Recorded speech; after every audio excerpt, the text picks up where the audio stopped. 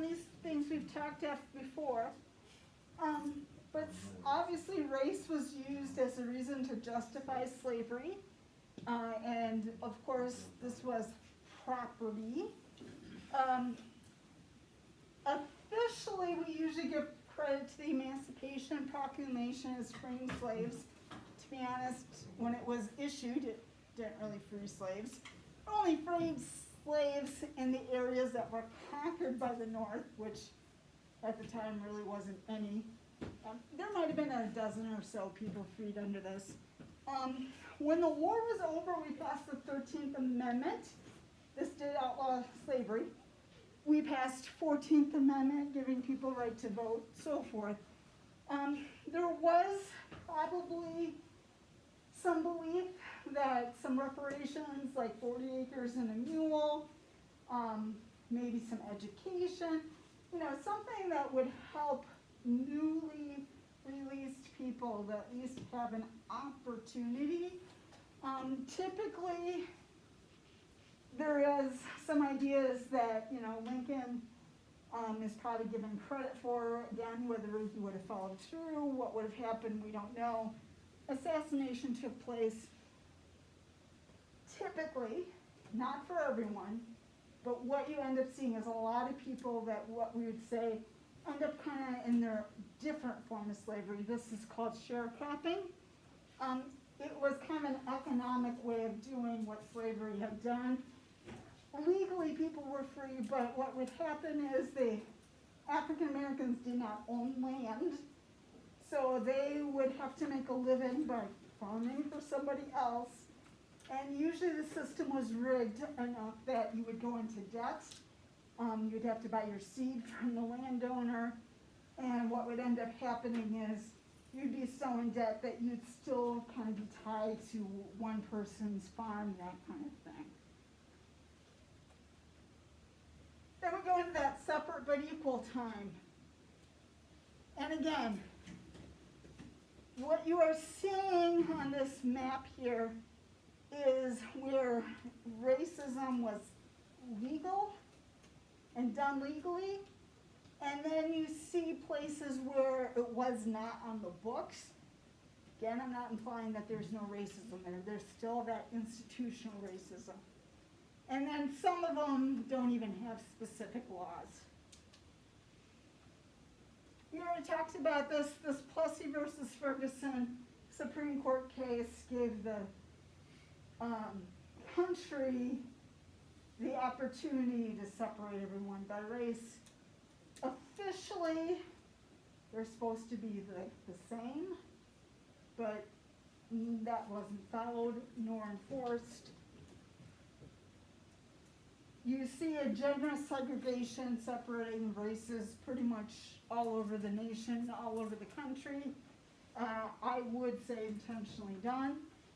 The de facto segregation is where we talk about in fact, in reality, might not be a law in the books, right? But it is still happening. So this is more those green areas that we're talking about here, where you can't go to the Wisconsin statutes and see somewhere where there's a Jim Crow law that says whites and blacks can't go to the same school.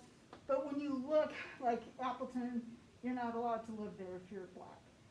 If you look at a place like Milwaukee, even today is one of the more segregated cities in America. So people did not necessarily live together. And then, of course, in the South, de jure, by jury, by law. Very specifically, you can point to the law in the books. Usually we refer to these as Jim Crow laws. And this is where you are going to see everything from buses to trains to drinking fountains. Everything is separate, and there's a law that says they will be separate. And of course, you could be arrested for trying to change any of this. And you do understand it's more than just laws. This would be shaming of whites that tried to change this. This would be possibly lynching for African Americans and black people if they tried to step out. This was not just about the legal piece of it. All right. I am going to continue on. Wait, could you go back to the slide before that real quick? I missed the... This one? Yeah, sharecropping. Okay. I will do that. I know, I can talk faster than you can write. Is that the economic system of farming? Yeah, so the sharecropping is the farming way of keeping people in debt, pretty much economic style of slavery. Like, you can't pick up and move and go somewhere else if you owe money, right? Like, that would be illegal to leave town and not pay off your debts, right?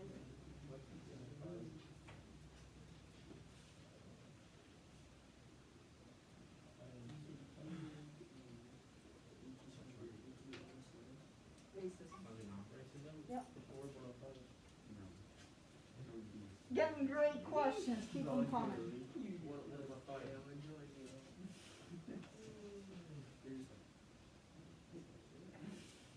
That's that sharecropping we're talking about. Oh, really? Oh, okay.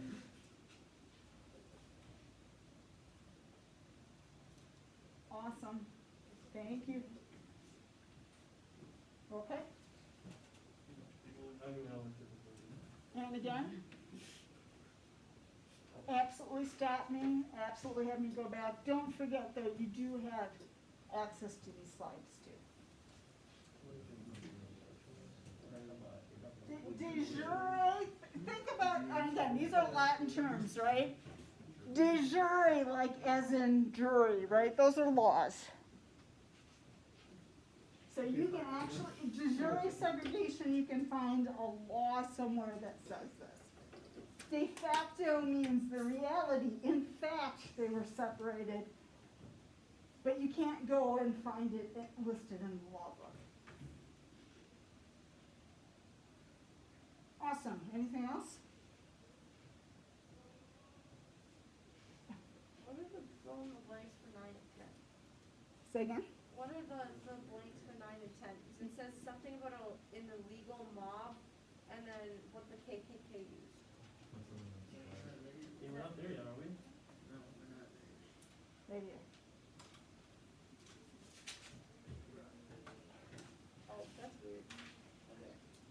So when we talk about the South, what distinguishes them is the lynching, typically done by the KKK, but not always. Again, this would oftentimes result in death, but it was, hanging is a form of lynching, but this could also be tying someone up, that kind of stuff.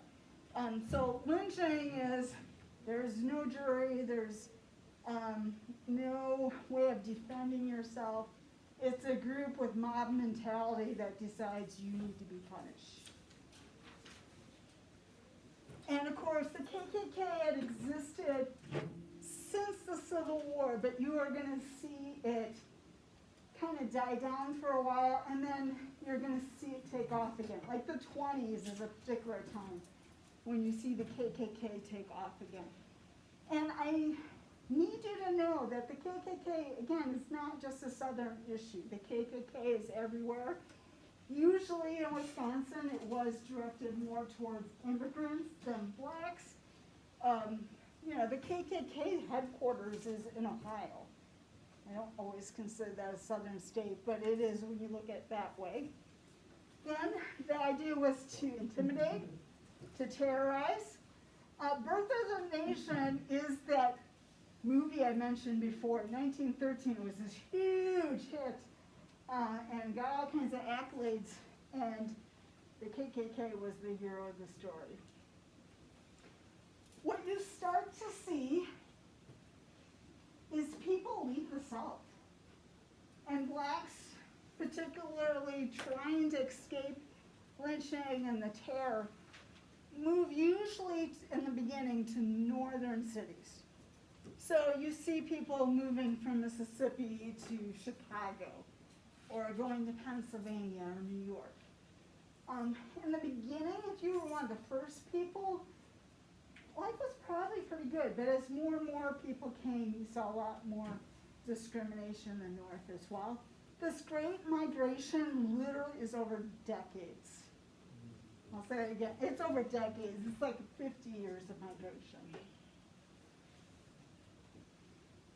All right, so I'll give you a minute. I did just tell you most of those answers, but have a moment to go in and talk.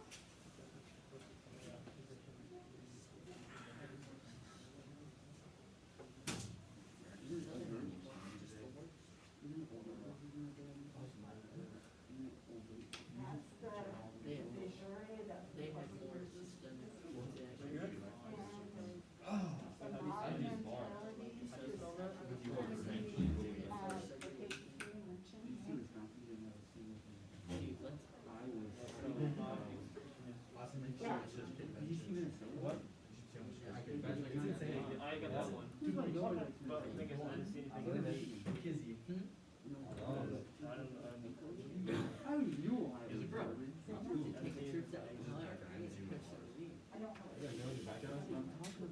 You got games on your phone? Friend who lives in Ohio?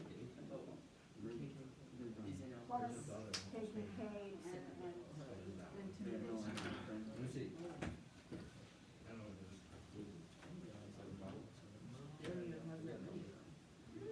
HQ is slapping. All right, so we're gonna move on and look at the civil rights movement per se. Again, I don't like to imply that civil rights just magically appeared like it was happening all along. But during the 50s, we start to see mass intentional movement by not just activists, but by the population. Civil disobedience. I know there's a law, they tell me I can't do it, but the law is immoral, the law is unjust, so we're purposely gonna break it. You see this a lot with the separate but equal, right? So the law isn't just to begin with. There's no reason to separate races, and then on top of it, they're not equal, they're not even living up. I don't think most people fighting would have cared. They would have said there is no separate but equal period. So you refuse to follow the law, and you probably get trained. I'll say this again. You probably get trained in passive resistance. So it's one thing to say I'm going to be peaceful, but what happens when people are spitting at you and throwing a punch and hurting you? How do you continue to be resistant and peaceful? That passive resistance piece is a form of civil disobedience, and it's a challenge sometimes to be the nonviolent person and to literally be the one that gets hurt. So you're going to see this intentionally be taught to people that are trying to practice this civil disobedience together. And you're going to try to show the world and to the rest of America that they are wrong and you are right, and that you are peacefully showing your displeasure.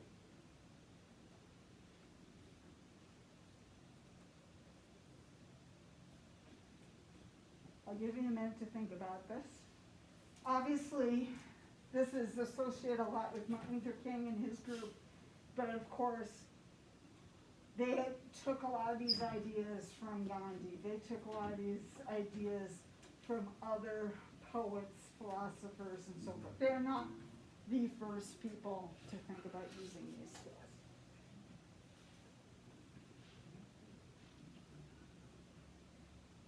All right. So this is where we start to see people boycotting. Like, we're going to use our money to protest. We're not going to give our money to companies or to restaurants or to places that are treating us unfairly. And they would encourage everyone to think this way. So If you're white, please don't purchase from these people either. Again, you are going to see whites join the movement. I don't want to imply that it's just black people, but you are going to see that probably, if you look at percentages, it is going to be more black people. Sit-ins. Very common in places that would only offer service to white Americans. You see this a lot at what we would talk lunch counters. And of course, this was a form of boycotting, but this was also a way of disrupting their business too, because white people couldn't go and sit and get served at the lunch counter. The waiter wouldn't get tips, right? This is a way, again, of grabbing attention. You see a lot of marches and a lot of peaceful protests. And again, these are all ways of showing civil disobedience. This is all a way of trying to peacefully make a change.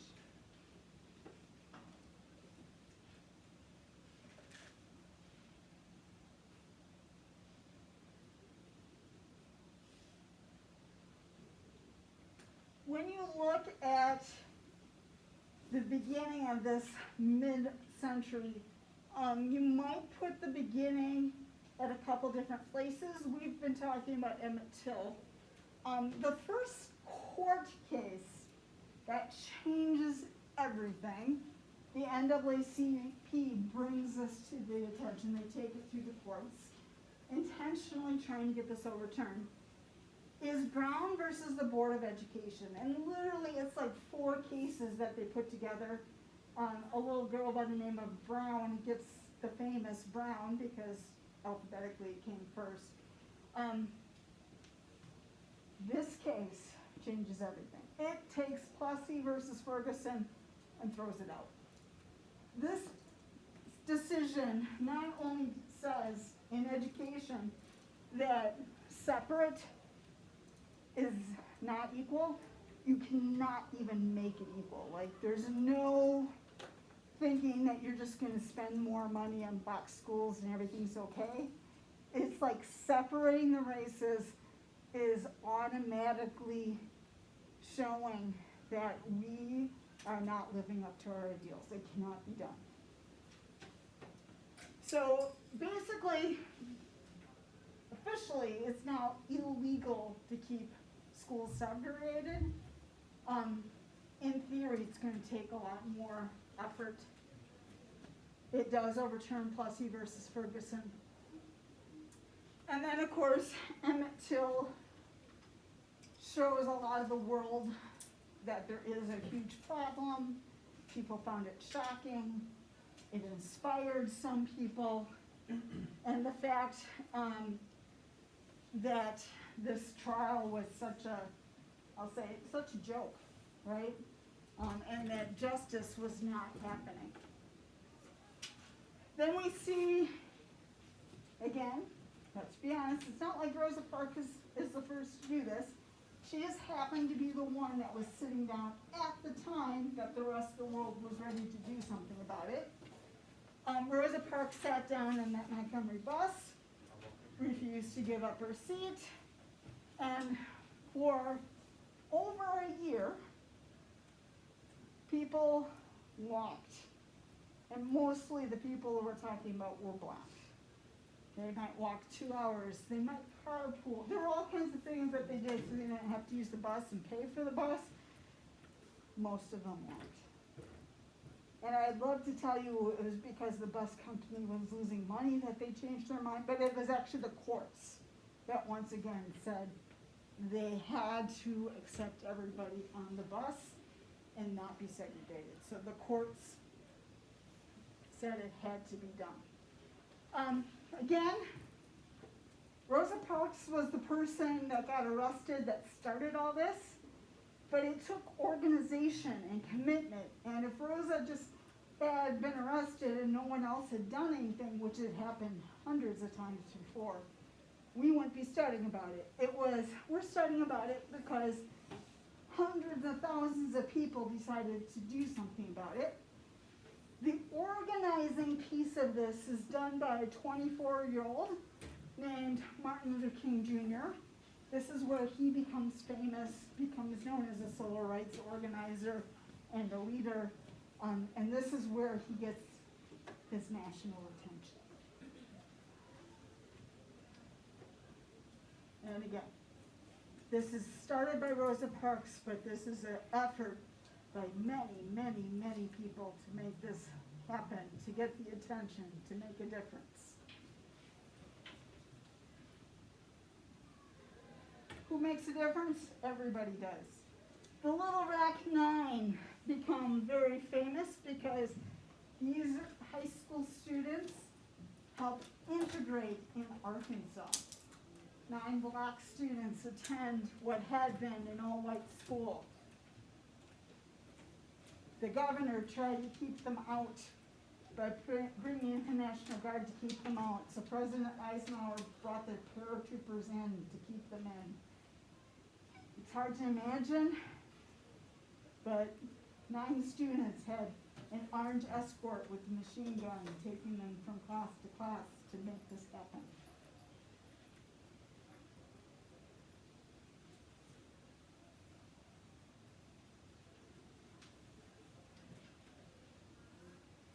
Again, many people given the choice to integrate, only 9 taking them up on the offer. One by the end didn't make it. She couldn't take it anymore and actually put a bowl of chili on a bowlie and was expelled. One person actually graduated, Ernest Green. And if you think that solved the problem, they just closed down the school the next year. No one graduated from Little Rock that year. That was their way of dealing with it.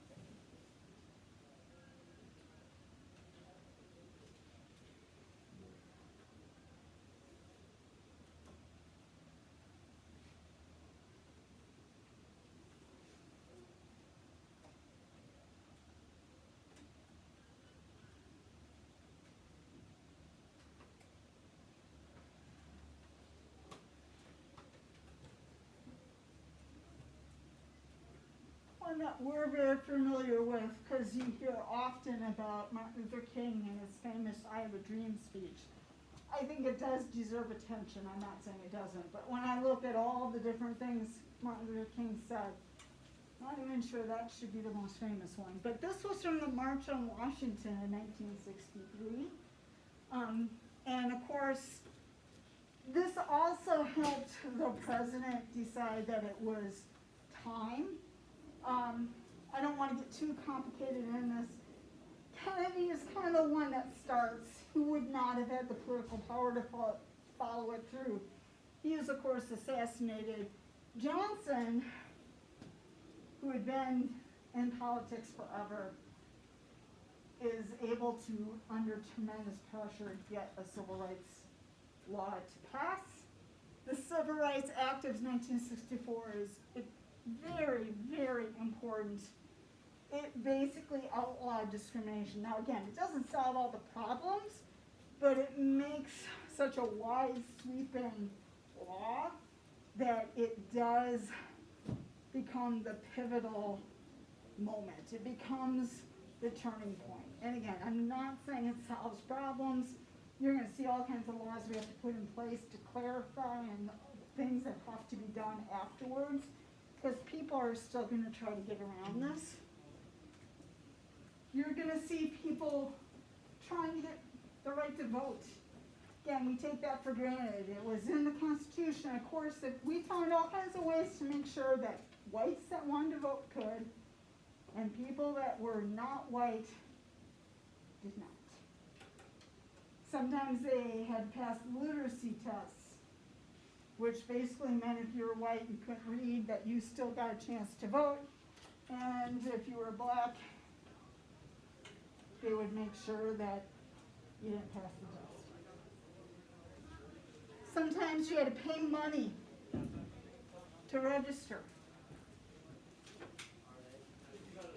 Usually people just weapons into it at all.